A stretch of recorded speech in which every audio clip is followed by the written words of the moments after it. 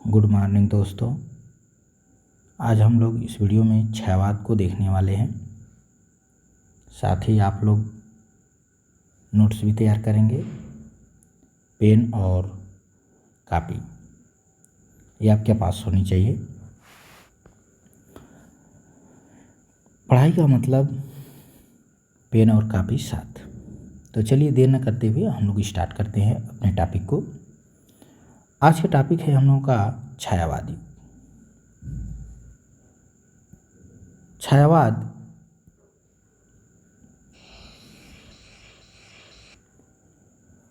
उन्नीस 18 से 1936 ईस्वी तक चला था। आपसे जब भी प्रश्न बने छायावाद की समय सीमा क्या है,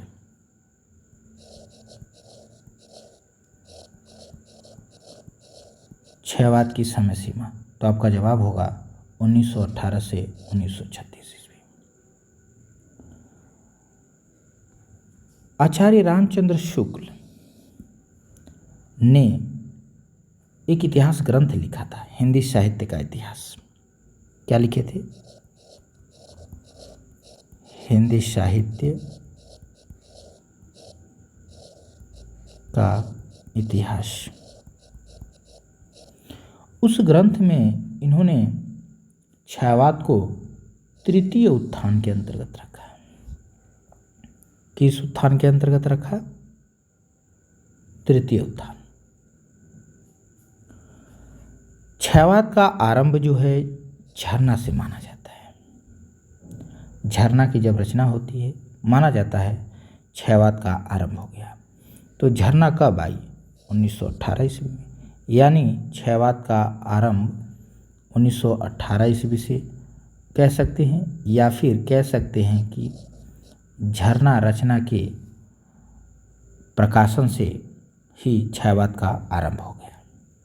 इसका अंत आप कह सकते हैं युगांत रचना से। युगांत रचना जो पंत की रचना है, युगांत 1936 में प्रकाशित होती है। इसी से छायावाद का क्या हो जाता है? अंत हो जाता है। छायावाद शब्द बहुत मुष्ट इस बात के लिए है कि छायावाद का पहली बार प्रयोग किसने किया? मुकुटधर पांडे। मुकुटधर पांडे ने एक निबंध लिखा, एक लेख लिखा। लेख का नाम था हिंदी में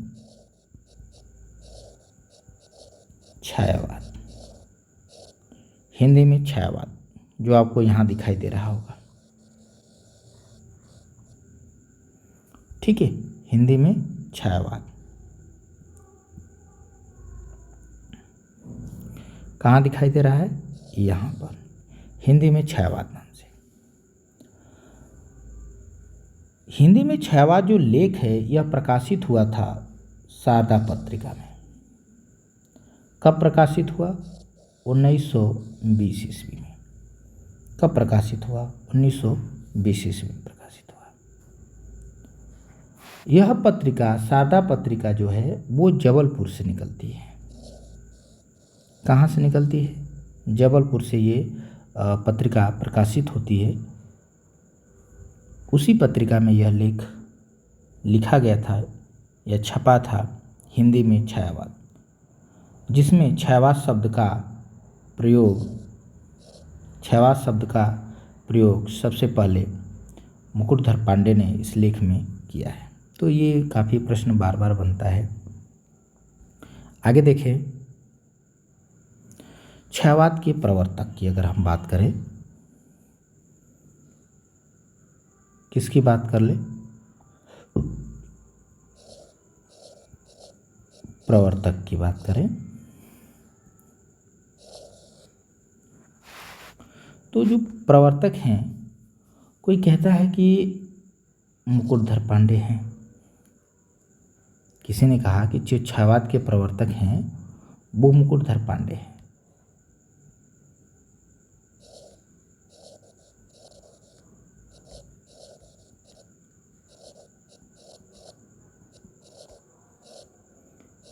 क्षयवाद के प्रवर्तक मुकुटधर पांडे। कौन मानता है मुकुटधर पांडे को? तो मुकुटधर पांडे को शुक्ल जी कहते हैं कि मुकुटधर पांडे जो है वो क्षयवाद के प्रवर्तक हैं। दूसरा, पंत को भी माना जाता है कि पंत जी जो है क्षयवाद के प्रवर्तक हैं। और पंत जी को कौन मानता है? तो पंत जी को मानते हैं नंदुलारे वाजपेयी। कौन मानता है? नंदुलारे वाजपेयी। तीसरा अगर देखें तो जयशंकर प्रसाद है।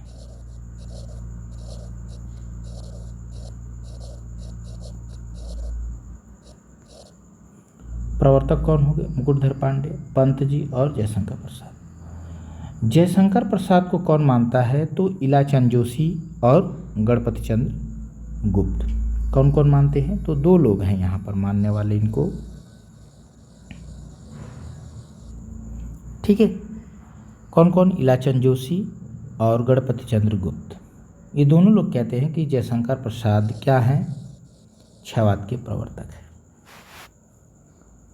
बात करते हैं कि आखिर हमसे जब प्रश्न बने क्षयवाद का प्रवर्तक है कौन, तो हम क्या जवाब देंगे, किसको मानेंगे?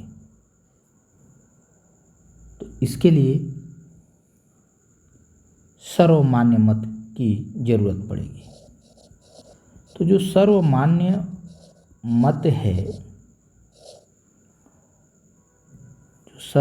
मत है वो है जयशंकर प्रसाद। अगर आपसे प्रश्न बने क्षयवाद के प्रवर्तक, तो आपका जवाब होगा जयशंकर प्रसाद। पूछे शुक्ल जी के अनुसार, तब आप कहेंगे मुकुटधर पांडे। पूछे नंदुलारे वाजपेयी के अनुसार, तब आप कहेंगे पंत जी। चलिए आगे बढ़ते हैं। बात करें क्षयवाद के 4 स्तंभों की। क्षयवाद के 4 स्तंभ।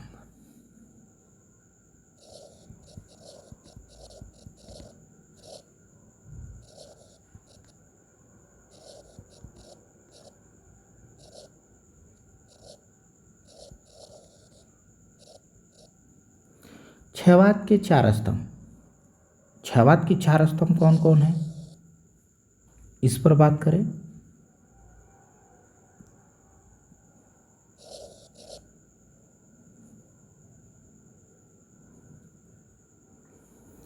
तो यहां दिखाई देगा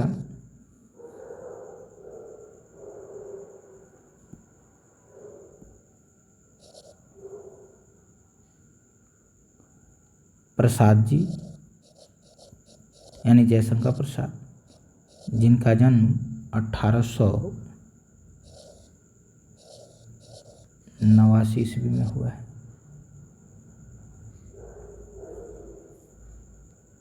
और थोड़ा सा ये मिस्टेक करके लिख दिया है, मैं फिर से लिख देता हूँ, ठीक है। 1 मिनट।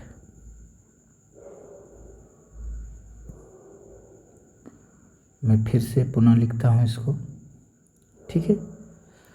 तो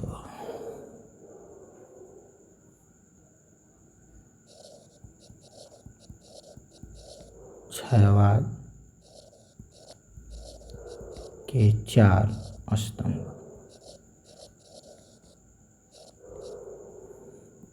क्षयवाद के 4 स्तंभ। पहले हैं जयशंकर प्रसाद,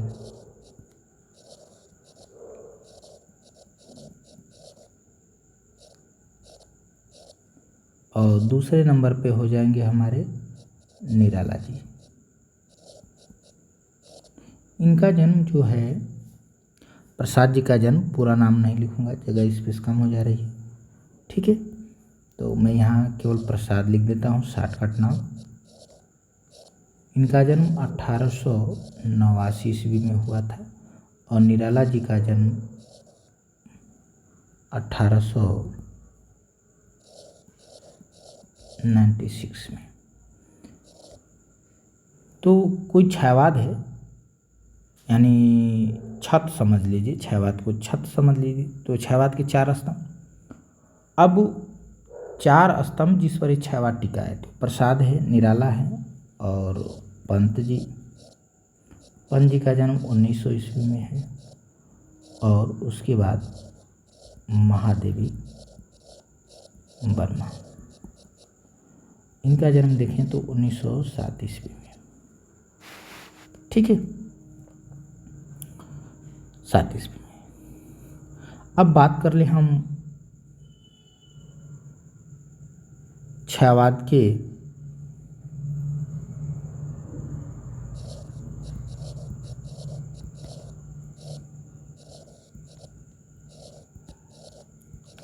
देवता, किसकी हम बात कर लें, छायावाद के देवता की बात कर लें तो पहले देवता आते हैं ब्रह्मा।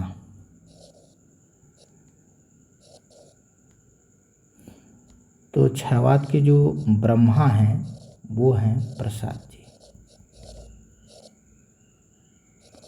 और जो छायावाद के विष्णु भी हैं एक, तो विष्णु हमारे हैं पंत जी, और महेश भी हैं यानी शिव भी हैं। शिव कौन रोल अदा कर रहा है शिव का, तो निराला जी। यानी छायावाद में देखें तो प्रसाद जी ब्रह्मा बने हुए हैं, यानी ब्रह्मा के रूप में उनको देखा जाता है, और पंत जी विष्णु के रूप में और निराला महेश के रूप में जाने जाते हैं। ठीक है, और दुर्गा या फिर शक्ति के रूप में हमारी महादेवी वर्मा जानी जाती है। ठीक है, महादेवी वर्मा। अभी आप लोग को दिखाई देगा, देखिए ब्रह्मा, ब्रह्मा कौन, जयशंकर प्रसाद। विष्णु, विष्णु कौन, पंत जी। महेश, महेश कौन, निराला। और शक्ति या दुर्गा की अगर हम बात करें तो फिर कौन है, महादेवी वर्मा। ठीक है, महादेवी वर्मा।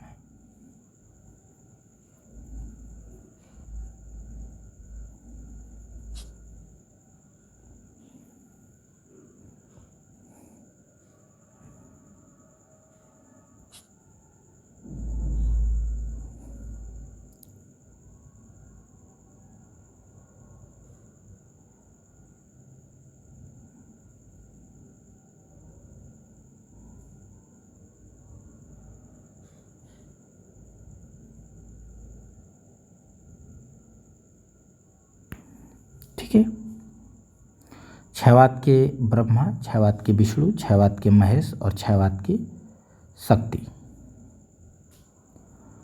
बात करें छायावाद के 3 बड़े कवियों की, किसकी अगर हम बात करें, छायावाद के 3 बड़े कवियों की बात करें कि छायावाद के 3 बड़े कवि कौन कौन हैं, तब हमें किसे देखना पड़ेगा,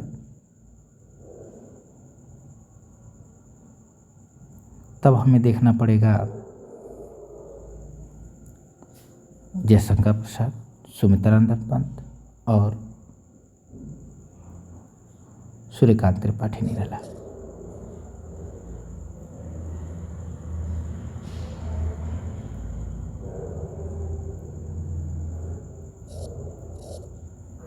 ठीक है,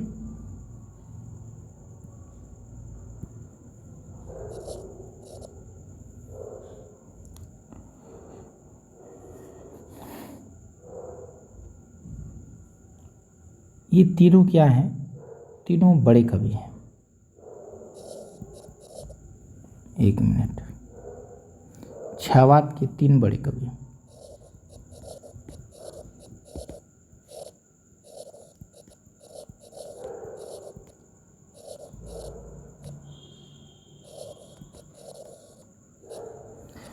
छायावाद के 3 बड़े कवि हैं। अब बड़े कवियों में महादेवी वर्मा नहीं है, बड़े कवियों में कौन नहीं है, तो महादेवी वर्मा नहीं है। ठीक है, बड़े कवियों में महादेवी वर्मा नहीं है। अब बड़े कवि हो गए तो छोटे कवि भी होंगे, तो छायावाद के कुछ छोटे कवि भी हैं, कौन? तो क्षयवाद के छोटे कवि भी हैं। ठीक है।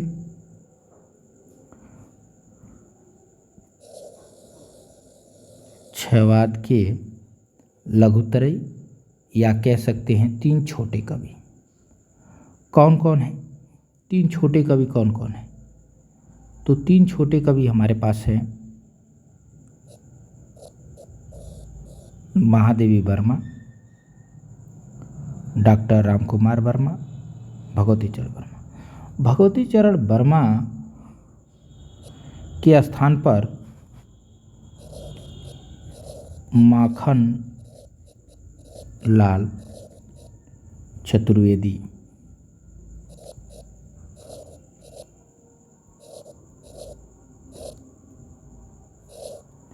माखनलाल चतुर्वेदी आप कर लेंगे। ठीक है। कहीं कहीं विकल्प में आपको भगवती चरण वर्मा भी मिल जाएगा, लेकिन इसको आप भगवती चरण वर्मा की जगह पर माखनलाल चतुर्वेदी करेंगे। ठीक है। अब बात करें हम दार्शनिक मत की, क्षयवाद के दर्शन की अगर हम बात कर लें, किसकी बात करें? क्षयवाद के दर्शन। अगर हम बात करें दर्शन की, बात करें हम दर्शन की, तो दर्शन में हमको दिखाई देगा शैव दर्शन,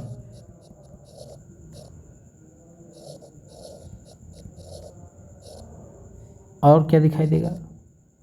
अरविंद दर्शन,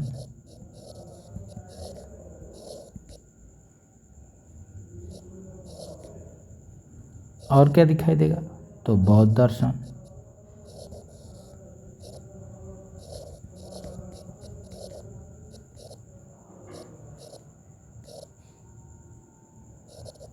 डबल द यहाँ होगा।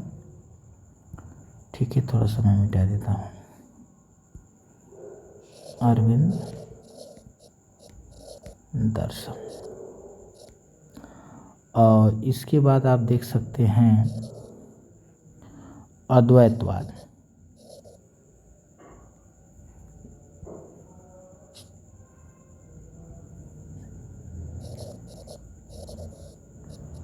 अद्वैतवाद।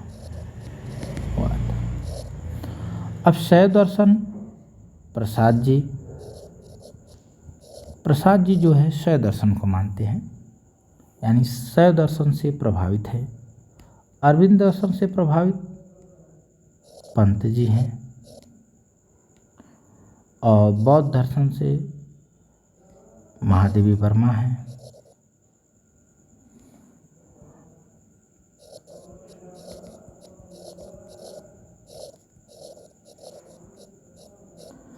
अद्वैतवाद से निराला जी प्रभावित है।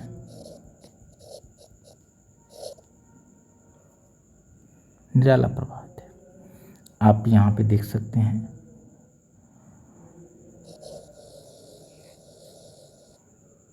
यहाँ पे आप देख सकते हैं महादेवी वर्मा बौद्ध दर्शन से, और सूर्यकांत त्रिपाठी निराला अद्वैतवाद से। और 2 यहाँ बच गए, तो इनको भी आप यहाँ देख सकते हैं। ठीक है, क्षयवाद के दर्शन हो गए।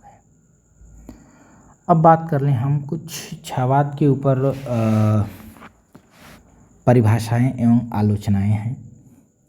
तो देखिए, अलग अलग विद्वानों के अलग अलग मत हैं, अलग अलग विचार हैं।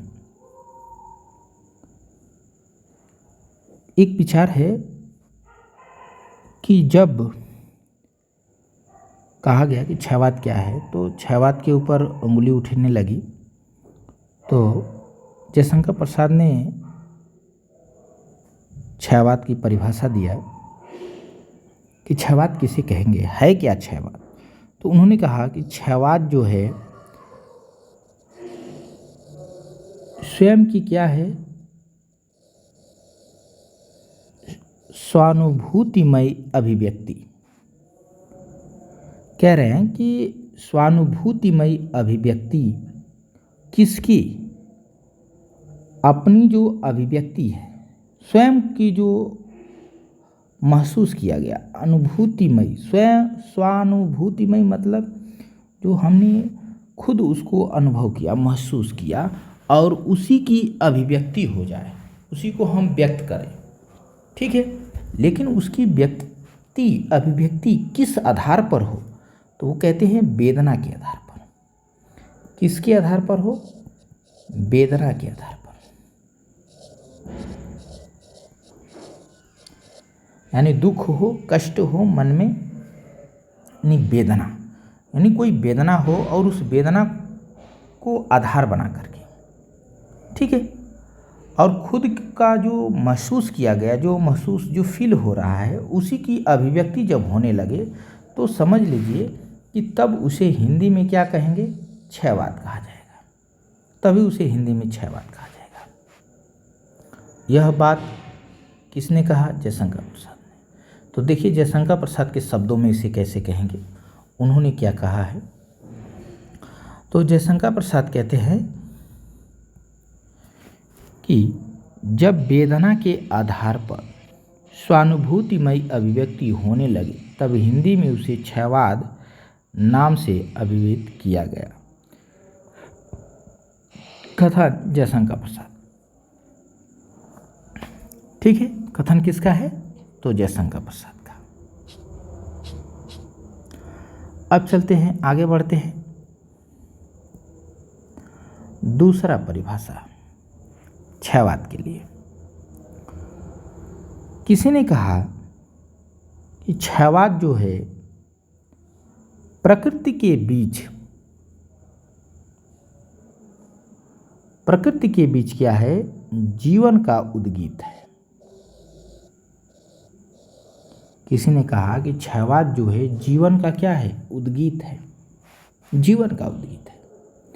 लेकिन किसके बीच? प्रकृति के बीच। प्रकृति के बीच जीवन का क्या है? उद्गीत है। क्या? क्षयवाद। अब महादेवी वर्मा ने कहा कि क्षयवाद तत्वतः प्रकृति के बीच जीवन का उद्गीत है। ठीक है, जीवन का उद्गीत है। ये महादेवी वर्मा का कथन हो गया, उन्होंने परिभाषित कर दिया क्षयवाद को। आगे देखते हैं। एक रामकुमार वर्मा एक कथन देते हैं या परिभाषित करते हैं क्षयवाद को कि जब आत्मा की छाया परमात्मा में पड़ने लगे और परमात्मा की छाया आत्मा में पड़ने लगे, बस समझ लीजिए कि क्षयवाद की सृष्टि यानी क्षयवाद की रचना हो गई। ठीक है, तो इन्होंने क्या कहा? इन्होंने कहा कि जब आत्मा की छाया परमात्मा में और परमात्मा की छाया आत्मा में, सॉरी गलत जगह पर टिक लग गया, मैं इसको मिटाता हूँ। आत्मा की छाया परमात्मा में और परमात्मा की छाया आत्मा में पड़ने लगे, तब समझ लीजिए कि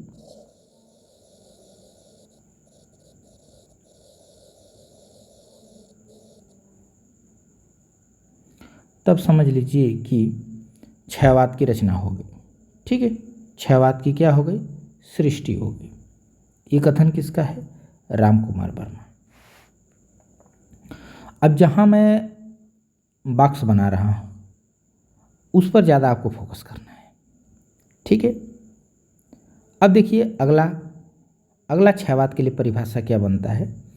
क्षयवाद उस राष्ट्रीय जागरण की अभिव्यक्ति है।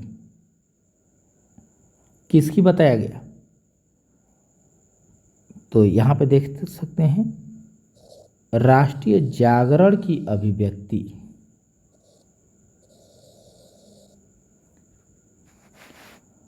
क्षयवाद क्या है? राष्ट्रीय जागरण की अभिव्यक्ति है, जो एक और पुरानी रूढ़ियों, यानी जो पुरानी रूढ़ियों मतलब परंपराएं जो थी, कुरीतियाँ थी या बुराइयाँ थी या फिर अच्छाइयाँ थी, कह रहे हैं कि जो एक और पुरानी रूढ़ियों से मुक्ति चाहता है, आज़ाद होना चाहता है उससे, और दूसरी ओर जो है पराधीनता से भी आज़ाद होना चाहता है। पराधीनता अंग्रेज़ों का जो सरकार था, अंग्रेज़ों के जो हम गुलाम थे, तो उस गुलामी से भी वो आज़ाद होना चाहता था और पुरानी रूढ़ियों से भी आज़ाद होना चाहता था। ये परिभाषा या ये आलोचना किसकी है? तो नामवर सिंह की है। किसकी? नामवर सिंह। आगे देखते हैं।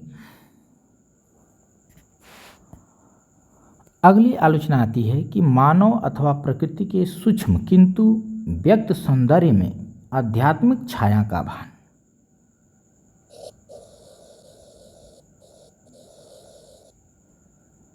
ठीक है, कहते हैं आध्यात्मिक छाया का भान मेरे विचार से क्षयवाद की सर्वमान्य व्याख्या है।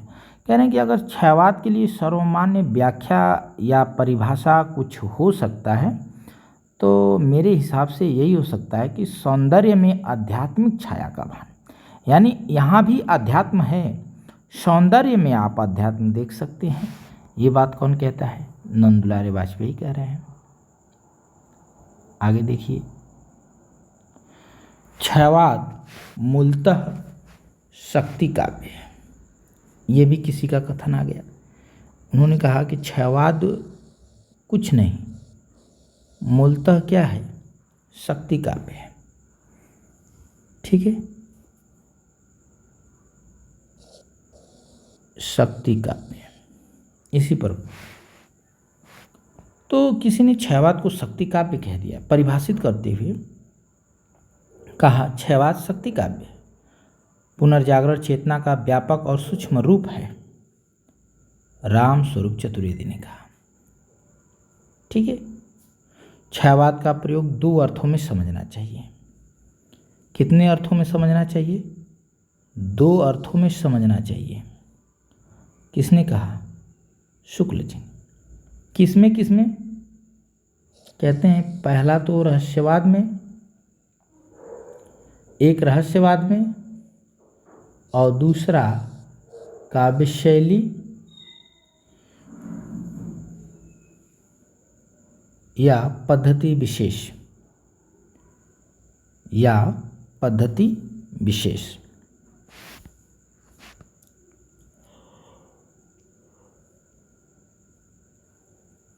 तो आपसे यहाँ से प्रश्न ऐसे बन सकता है कि शुक्ल जी ने क्षयवाद के लिए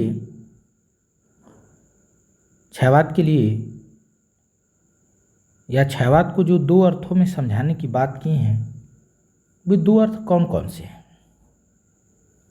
या क्षयवाद को किस रूप में परिभाषित किए हैं? तो आप कह सकते हैं रहस्यवाद और काव्य शैली के रूप में।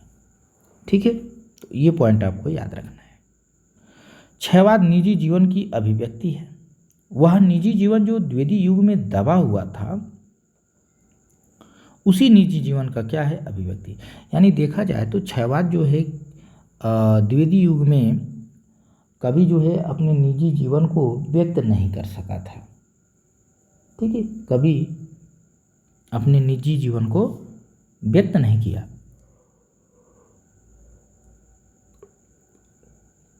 लेकिन क्षयवाद के कवि जो हैं अपने निजी जीवन, खुद के जीवन को व्यक्त करते हैं।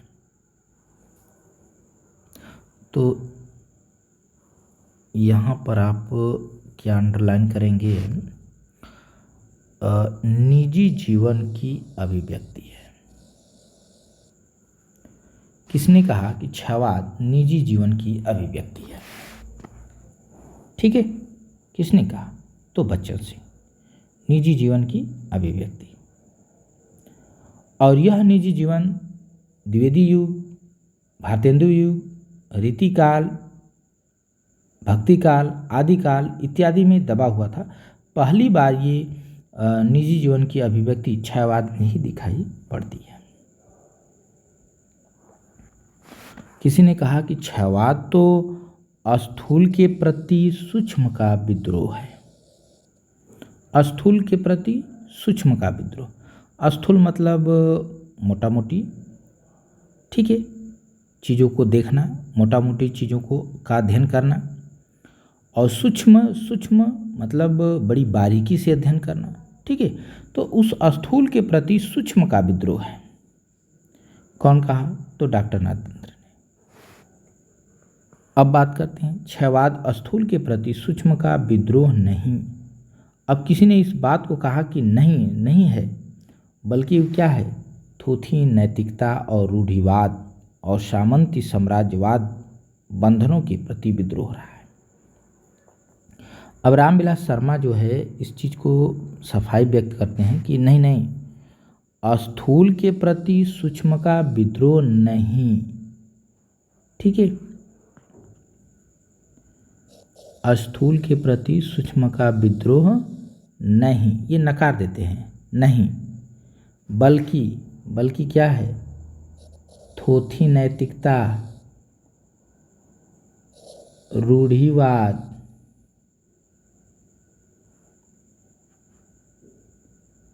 ठीक है,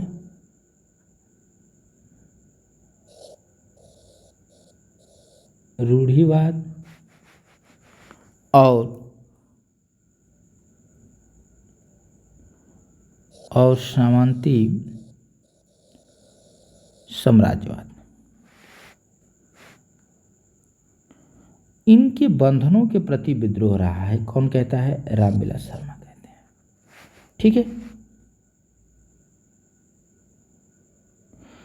क्षयवाद कई काव्य प्रवृत्तियों का सामूहिक नाम है। क्षयवाद कई काव्य प्रवृत्तियों का सामूहिक नाम है। अब देखिए, इसमें आप गोला बनाएंगे इस पर, कई काव्य प्रवृत्तियों का सामूहिक नाम। क्षयवाद क्या है? कई काव्य प्रवृत्तियों का सामूहिक नाम है। नामवर सिंह कहते हैं।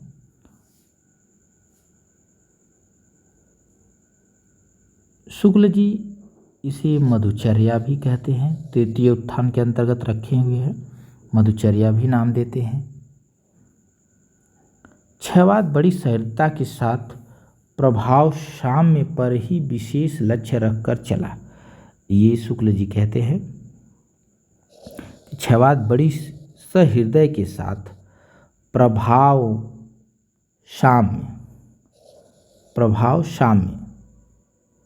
पर ही विशेष लक्ष्य रखकर चला है। क्षयवाद का व्यक्ति स्वतंत्र सामंती मर्यादाओं के विरुद्ध बहुत बड़ा कदम था। ये पहली बार ऐसा था कि स्वतंत्र सामंती मर्यादाओं के विरुद्ध यह आवाज़ उठी थी, यानी कदम बढ़ाया था पहली बार।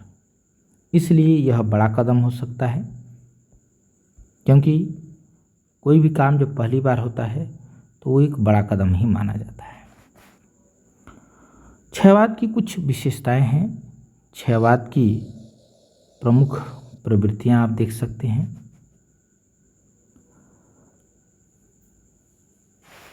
प्रवृत्तियों में हम देखेंगे सबसे पहले भावगत विशेषताएं। क्या देखेंगे? भावगत विशेषताएं। भावगत विशेषता में पहली विशेषता हम स्वतंत्र चेतना देखेंगे, ठीक है। स्वतंत्र चेतना। कहा जा रहा है कि क्षयवादी काव्य की केंद्रीय चेतना स्वतंत्रता की चाह है, ठीक है। किसकी चाह है? स्वतंत्रता की। क्षयवादी काव्य की केंद्रीय चेतना स्वतंत्रता की क्या है? चाह है। और यह स्वतंत्रता केवल एक राजनीतिक मांग नहीं वरन जीवन मूल्य है। केवल राजनीतिक मांग नहीं है, जीवन मूल्य है। यह स्वतंत्रता रूढ़ियों से, धर्म से, समाज से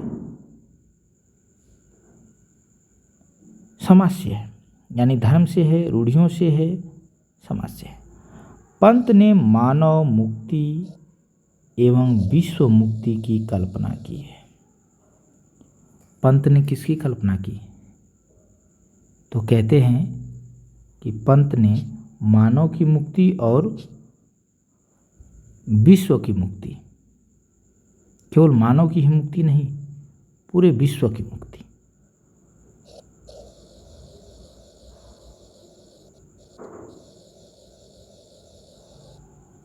ठीक है, पंत ने मानव मुक्ति एवं विश्व मुक्ति की कल्पना की है।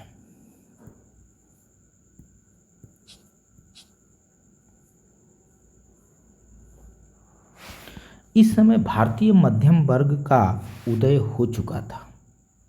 किस समय? जिस समय क्षयवाद चल रहा था। जिस समय क्या चल रहा था? क्षयवाद। तो कह रहे हैं कि मध्यम वर्ग का उदय हो चुका था, जिसने यथास्थिति का विरोध किया और परिवर्तन की मांग की। किसकी मांग की? परिवर्तन की। भाई बदलाव होना चाहिए। ठीक है, तो यहाँ पर एक निराला की पंक्ति है, तोड़ो तोड़ो कारा जिससे निकले गंगा जलधारा। ठीक है, तो पवित्र हो जाए, जो ये बंधन है उसको तोड़ दो, इस बंधन को तोड़ो ताकि पवित्र गंगा क्या हो सके? प्रभावित हो चूँकि यहाँ पे मिट गया है। कोई बात नहीं, मैं उसे पिछली वीडियो में जो है आप लोगों को वो पंक्ति दिखा दूंगा। ठीक है, चलिए आगे चलते हैं। व्यक्तिकता, अगली विशेषता की अगर हम बात करें तो हमारे पास एक विशेषता आती है व्यक्तिकता। क्षयवादी काव्य समाज में व्यक्ति के स्वतंत्र व्यक्तित्व की कल्पना करता है। क्षयवादी युग में पहली बार कवियों ने स्वतंत्र होकर स्वयं के जीवन की घटनाओं का वर्णन किया। बात समझ में आए? कह रहा है कि पहली बार ऐसा हुआ कि कवि जो है खुल करके, क्या करके? पहली बार कवियों ने स्वतंत्र होकर के जीवन की घटनाओं का वर्णन किया है। अब तक नहीं हुआ था। महादेवी वर्मा इस बात को स्वीकार करते हुए कहती हैं कि आज का रचनाकार अपनी हर सांस का इतिहास कह देना चाहता है।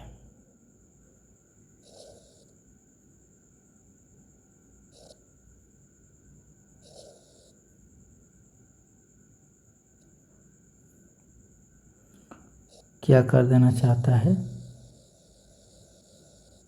कह देना चाहता है।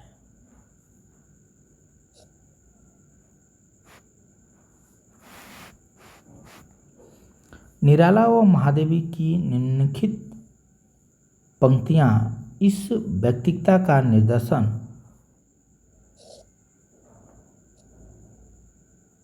प्रस्तुत करती हैं।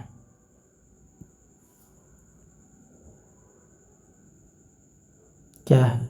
तो कुछ पंक्तियां हैं, देख सकते हैं, जैसे निजी जीवन को व्यक्त करती हैं। अब देखिए यहाँ पर निराला की एक पंक्ति है। निराला अपने निजी जीवन को कैसे व्यक्त करते हैं? दुख ही जीवन की कथा रही, क्या कहूँ आज जो नहीं कही। ये पंक्ति आप देख सकते हैं। महादेवी वर्मा की ये पंक्ति आप देख सकते हैं, मैं नीर भरी दुख की बदली, मैं नीर भरी दुख की बदली। दुख ही जीवन की कथा रही, क्या कहूँ जो आज नहीं कही। मैं नीर भरी दुख की बदली। महादेवी वर्मा किसकी है? तो महादेवी वर्मा की। यानी निजी जीवन को व्यक्त किया गया है, व्यक्तिकता को व्यक्त किया है, यानी खुद की। व्यक्ति में वैयक्तिक चेतना जाग चुकी थी। क्या जाग चुकी थी? वैयक्तिक चेतना जाग चुकी थी। समाज में उदारता नहीं आई थी कि वह सहज और व्यक्तिक स्वतंत्र को स्वीकार कर लेता। अतः समाज से हट करके परिणाम स्वरूप व्यक्ति में निराशा व वेदना की भावना का उत्पन्न होना स्वाभाविक था। अब कह रहे हैं कि जब जैसा कवि चाह रहा था उस टाइप से ये समाज उनको स्वीकार नहीं कर रहा था। कवि जिस रूप में मुक्ति चाहता था उस रूप में यह समाज उन्हें स्वीकार नहीं करता था और इसके वजह से उनमें निराशा आई, वेदना आया। कह रहे हैं कि इस निराशा को कई आलोचकों ने पलायनवाद भी कह दिया। इस निराशा को पलायनवाद भी कह दिया गया। कई आलोचकों ने कह दिया कि ये तो कवि जो है यहाँ से पलायन कर जाना चाहता है। ठीक है, तो पलायनवाद का भी नाम दे दिया। जैसे एक पंक्ति है प्रसाद जी की कि ले चल मुझे भुलावा देकर मेरे नाविक धीरे धीरे, ले चल मुझे भुलावा देकर मेरे नाविक धीरे धीरे।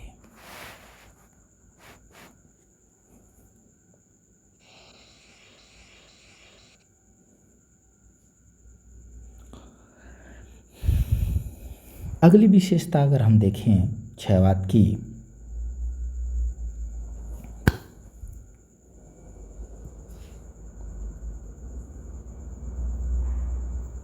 तो विशेषता है क्षयवाद के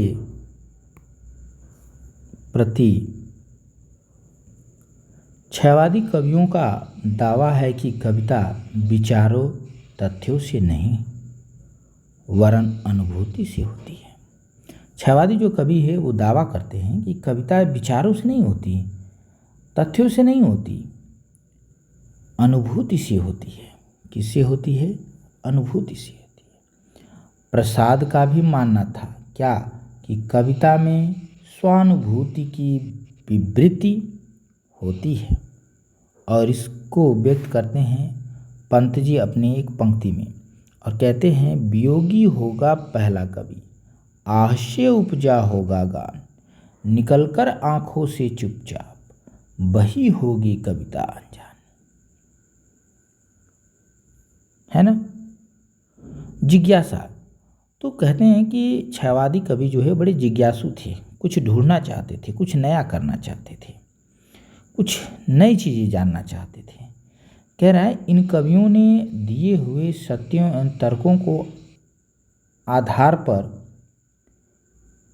कह रहे हैं तर्कों के आधार पर विरोध किया तथा खुद अपने सत्य खोजने का प्रयास किया और खुद सत्य खोजने का प्रयास किया कि सत्य क्या है।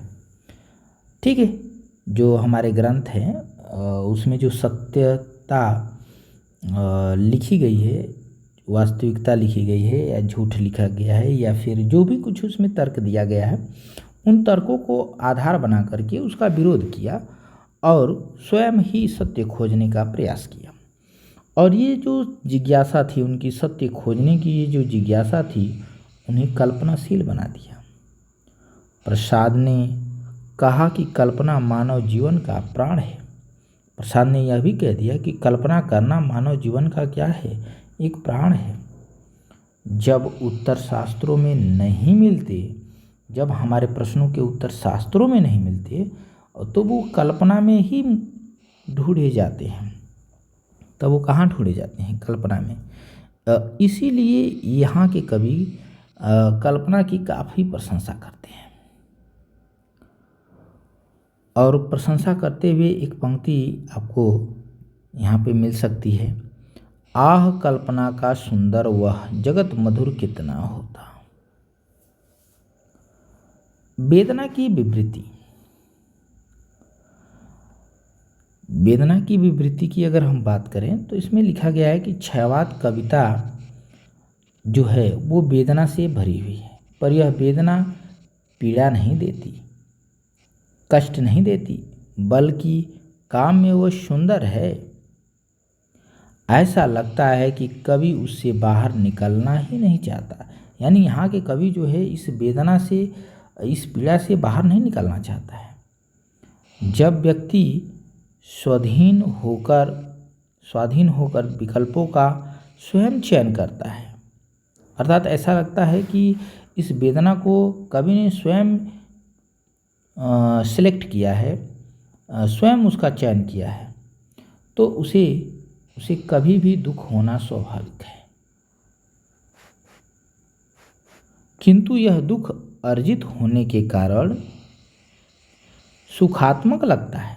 महादेवी वर्मा कहती हैं कि इसमें आनंद है। वेदना में जन्म हमारा, करुणा में मिला आवास, मिलन का मत नाम ले, मैं विरह में चीर हूँ। मत मिलने की नाम मत ले, मैं विरह में ही ठीक हूँ, चीर हूँ, आजीवन रहने वाली हूँ। आगे देखेंगे। प्रेमानुभूति, प्रेम की अनुभूति। छयवादी कविता का प्रमुख आधार प्रेम की अनुभूति है। ये प्रेम को बहुत महत्व देते हैं।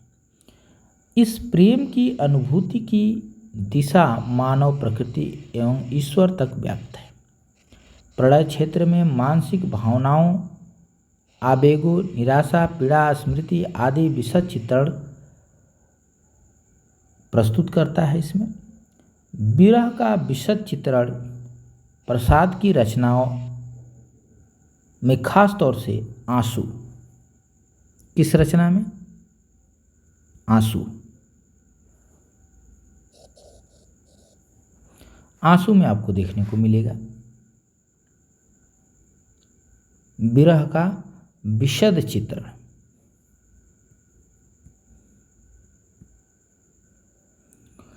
यह प्रेम अशरीरी है।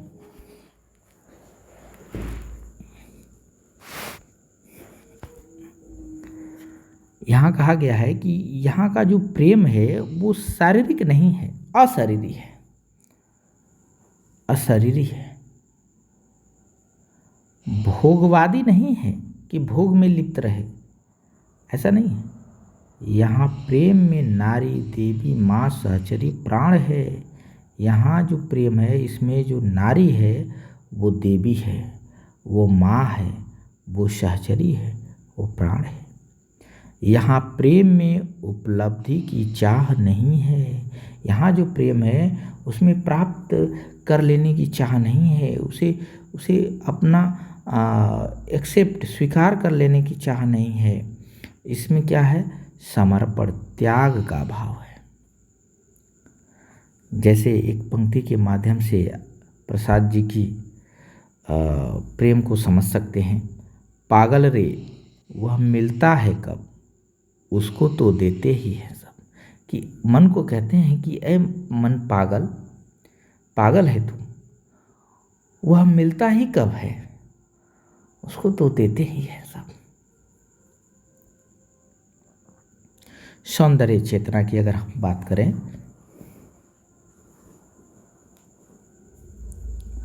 सौंदर्य चेतना की अगर हम बात करें तो छायावादी कवियों की सौंदर्य चेतना अत्यधिक उदार, उदात्त एवं विशाल है।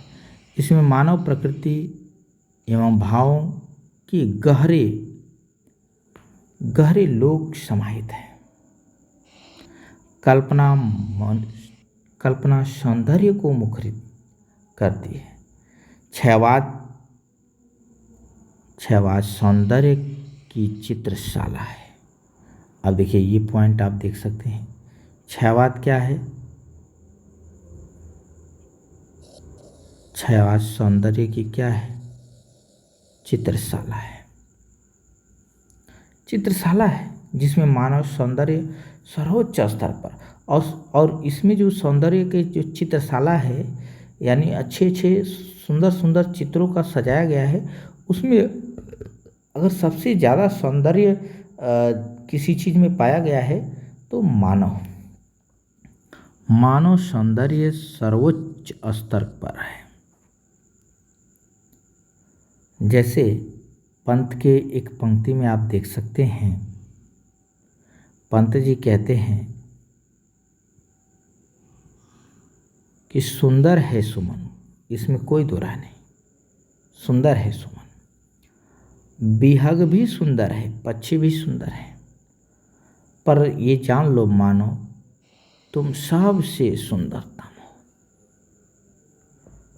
यहाँ नारी का सौंदर्य नग्नता का नहीं है, यहाँ जो सौंदर्य नारी का सौंदर्य चित्रित है उसमें देखें तो नारी का जो चित्रण हुआ है, नारी का सौंदर्य नग्नता का नहीं वरना गुणता का है, गुण है उसमें, गुण को सुंदर दिखाया गया है, न कि रीतिकाल की तरह। कह रहे हैं कि यहाँ जो है जो पर्दे में छिपकर भी सुंदर है, यहाँ की नारी जो है पर्दे में छुपकर भी सुंदर दिखती है। जैसे एक पंक्ति में देख सकते हैं, प्रसाद की ये पंक्ति है कि तुम कनक किरण के अंतराल में लुक छिपकर चलते हो क्यों, हे लाज भरे सौंदर्य बता दो मौन बने रहते हो क्यों। कितनी सुंदर लाइन है और उस स्त्री के कितने सौंदर्य, किस सौंदर्य को जो है ये प्रस्तुत करते हैं, लेकिन कितना स्त्री को जो है पूरे ढक करके प्रस्तुत कर रहे हैं कि हे लाज भरे सौंदर्य। लाज, लाज मतलब क्या, शर्माते हुए, यहाँ कहीं भी नग्नता का चित्रण नहीं दिखाया गया है। पर्दे के पीछे की बात, लुक छिप कर चलते हो क्यों। ठीक है, फिर भी देखिए पंक्ति कितनी सुंदर बन चुकी है और नारी के सौंदर्य चित्रण कितनी शानदार यहाँ पर दिखाई देते हैं। चूँकि आप देखे होंगे रीतिकाल में इसके ठीक अपोजिट था। क्षयवाद की नारी का सौंदर्य सुकुमार है, सौम्य व पवित्र है। जैसे वो कहते हैं कि तुम्हारे छूने में था प्राण, अगर तुम छू दो तो ऐसा लगता था जीवन मिल गया, यानी तुम्हारे छूने में था प्राण, संग में पावन गंगा स्नान। और अगर तुम संग रहो तो ऐसा लगता था गंगा में स्नान कर लिया। तुम्हारे छूने में था प्राण, संग में पावन गंगा स्नान, ये बात पंत जी कहते हैं। तो अर्थात नारी को कितना पवित्र और सौम्य बता रहे हैं। और क्या करें, सरल भौहें में था आकाश और हास में शैशव का संसार। कह रहे हैं कि तुम्हारे जो भौहें हैं उस भौहों में आकाश दिखाई देता था मुझे, और तुम्हारे हंसने में, हास में शैशव का संसार, बचपन का संसार। कह रहे हैं कि प्रकृति चित्रण, क्षयवादी कवियों ने प्रकृति का चित्रण किस प्रकार से किया है। प्रकृति चित्रण तो आपको हर जगह मिल जाएगा, लेकिन प्रकृति का सबसे ज़्यादा सुंदर अगर प्रयोग कहीं हुआ है तो क्षयवाद में हुआ है। क्षयवाद में प्रकृति इस तरह समा गई है कि क्षयवाद से उसे अलग करना संभव नहीं है। अगर उसे अलग कर दिया तो क्षयवादी सौंदर्य प्रकृति के अभाव में प्राणहीन हो जाता है। अगर उसे आप अलग कर देंगे तो ऐसा लगेगा कि क्षयवाद में प्राण है ही नहीं, प्राणहीन हो गया।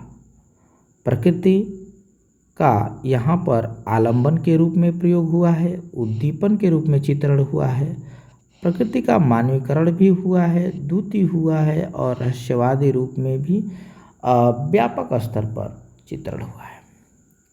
प्रकृति की गोद में विश्राम करते हुए कभी आलोचकों ने पलायनवादी होने का आरोप भी लगाया है। आप एक मानवीकरण अलंकार का एक उदाहरण देख सकते हैं, प्रकृति के ऊपर कैसे मानवीकरण का उपयोग किया गया है। मेघमय आसमान से उतर रही संध्या सुंदरी, धीरे धीरे परी सी धीरे धीरे। निराला की ये पंक्ति है संध्या सुंदरी कविता से। राष्ट्र की स्वर की अगर हम बात करें तो क्या यहाँ के कवि भी राष्ट्र के लिए लड़ते थे, संघर्ष करते थे या नहीं करते थे। ठीक है, तो अगर हम बात करें कि क्षयवादी कवि को राष्ट्र और संस्कृति की व्यापक एवं गौरवमयी धरोहर से प्यार है।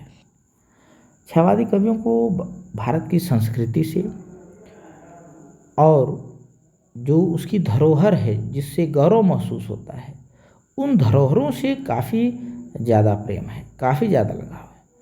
उस पर तत्कालिक आंदोलन व राष्ट्रीय लहर का भी प्रभाव दिखाई देता है। वह स्वाधीनता आंदोलन का रोज नामचा नहीं लिखता, वरन उसमें क्या लिखता वो, वरन उनमें छिपे मूल्यों की कालजयी प्रस्तुति करता है। इनके काव्यों में जागृति, जागरण, जागो आदि इस प्रकार के शब्द निरंतर मिलते हैं। राष्ट्र के गौरवमयी अतीत पर ये गर्व करते हैं। एक पंक्ति के माध्यम से आप देख सकते हैं कि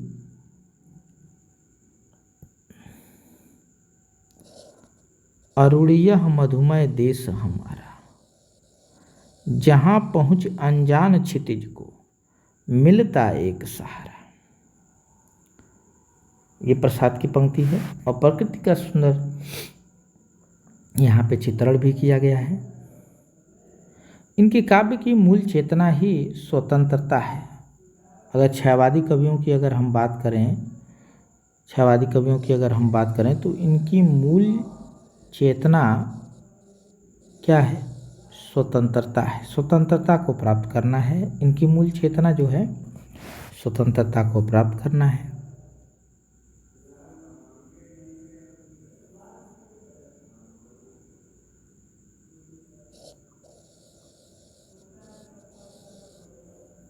जिसकी प्रतीकात्मक अभिव्यक्ति इनके काव्य में मिलती है। निराला की जो कविता है राम की शक्ति पूजा, इसका प्रमाणिक दस्तावेज है कि यानी प्रतीकात्मक अभिव्यक्ति की जो प्रमाणिक दस्तावेज अगर देखा जाए तो राम की शक्ति पूजा है।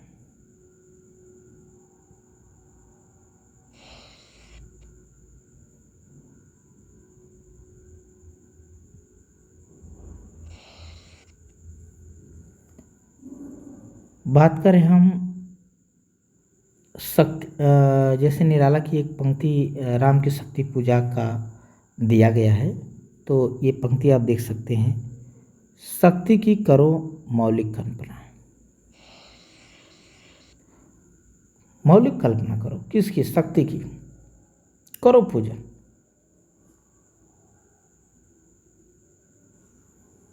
अब बात करते हैं शिल्पगत विशेषता। छायावाद की जो रचना की जो विशेषता है, शिल्पगत रचना कौशल,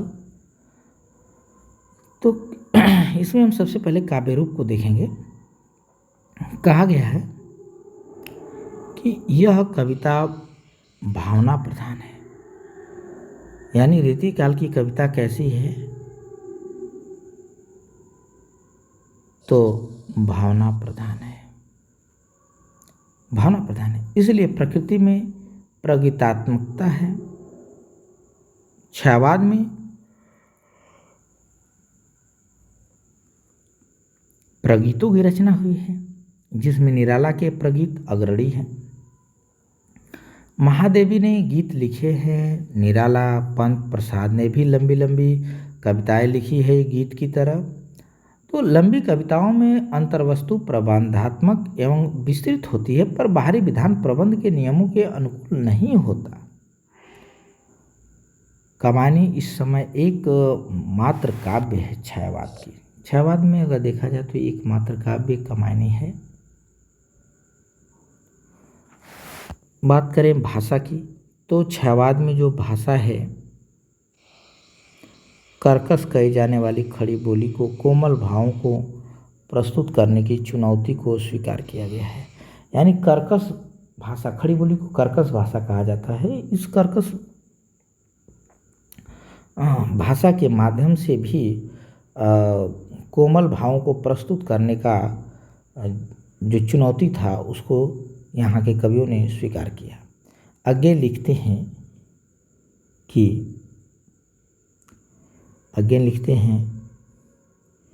कि अपने नए कथ्य के अनुरूप नई भाषा की तलाश छायावादी कवियों के सामने एक ऐतिहासिक चुनौती थी, और इस चुनौती का सामना छायावादी कवियों ने साहस के साथ किया। किसके साथ किया? साहस के साथ। छायावादी कवियों ने नए नए शब्दों की रचना की। जैसे देखें तो स्वर्णिम शब्द एक है, अरुणिम शब्द है, स्वप्निल है। इस प्रकार के शब्दों के भरमार लगाएं। एक पंक्ति आप देख सकते हैं, उठ उठ कर उठ उठरी लघु लघुलोल लहर प्रसाद की एक पंक्ति है। छायावाद में शब्द शक्ति की दृष्टि से लक्षणा पर बल दिया गया है। यहाँ पर शब्द शक्ति में देखा जाए तो लक्षणा पर बल दिया गया है, क्योंकि तथ्य की गहराई व अमूर्तता इन्हें अभिधा में रचना करने से रोकती थी। अभिधा में रचना कहाँ हुई है? अभिधा शब्द शक्ति में तो देखा जाए तो द्विवेदी युग में हुई है।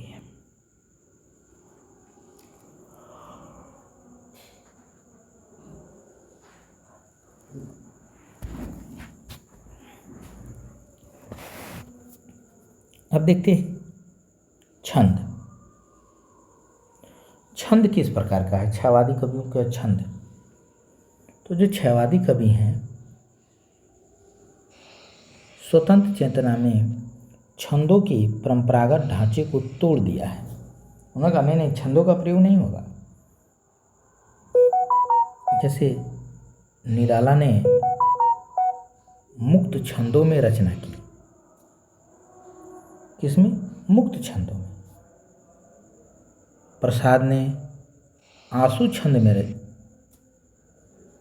आंसू छंद की रचना की। अलंकार की बात करें तो यहाँ पर कुछ अलंकार छायावादियों पुराने अलंकारों का भी प्रयोग किए, कुछ नए अलंकारों का भी प्रयोग किए। छायावादी कवियों ने अर्थालंकार का खूब ज़्यादा पर्याप्त मात्रा में प्रयोग किया है, क्योंकि गहरे भावों की अभिव्यक्ति के लिए सीधे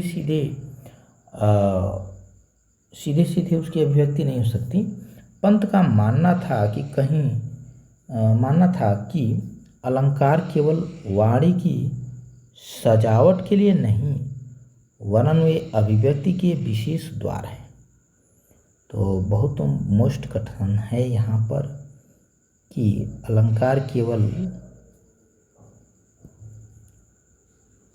अलंकार केवल वाणी की सजावट के लिए नहीं, वरन वे भावाभिव्यक्ति के द्वार है, भावाभिव्यक्ति के विशेष द्वार है। इस काल में 3 नए अलंकार प्रयुक्त हुए हैं। अब ये प्रश्न बनेगा, 3 नए अलंकार यही है।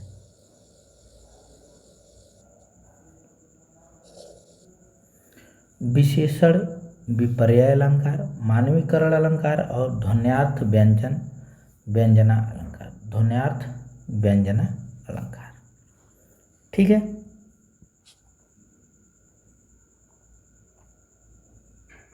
चलिए बात करें बिंब की।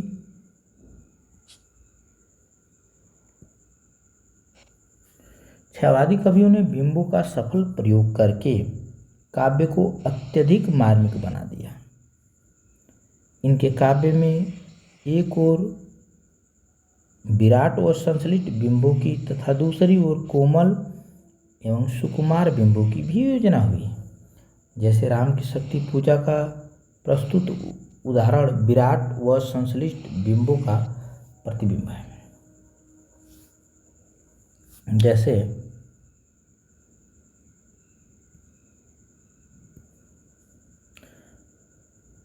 है अमान निशा उगलता घन अंधकार, खो रहा निशा का ज्ञान, स्तब्ध है पवन चार। ठीक है, तो कुछ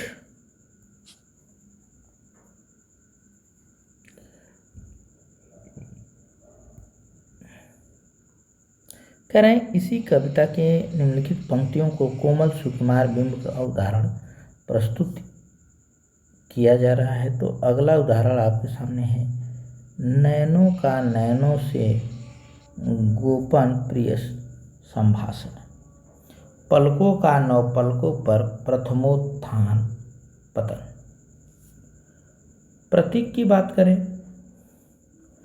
तो छयवादी कवियों की कविता सूक्ष्म अमूर्त तथ्य को व्यक्त करने के प्रयास में प्रतीकात्मक हो जाती है और आचार्य शुक्ल ने इसे प्रतीकवाद से प्रभावित आंदोलन भी मान लेते हैं। इस वैचारिक प्रतीकों की भी इसमें वैचारिक प्रतीकों की भी रचना हुई है। उदाहरण के लिए जैसे आप राम की शक्ति पूजा काव्य को ले सकते हैं। शॉर्टकट में छयवाद की प्रवृत्तियों को अगर हम देखें तो कह सकते हैं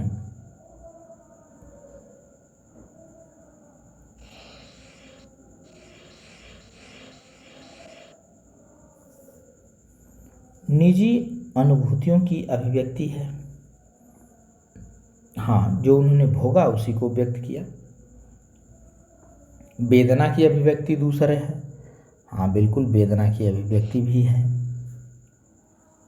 पलायनवाद की अभिव्यक्ति है। हाँ, पलायनवाद की भी अभिव्यक्ति है।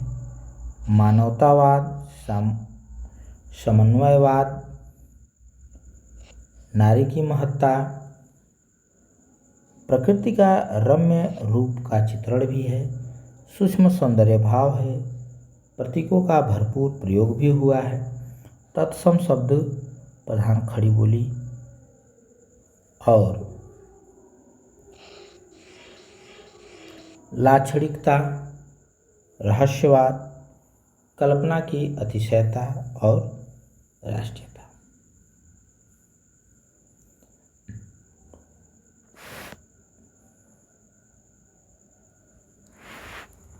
आज की क्लास में हम लोग इतना ही देखेंगे। मिलते हैं अगले वीडियो में कुछ नए तथ्यों के साथ, छयवाद के विशेष तथ्य और कौन कौन से कवि हैं, शामिल कवि इत्यादि पर अगली वीडियो हम लोगों का होगा। तब तक के लिए आप सभी लोगों को बहुत बहुत धन्यवाद।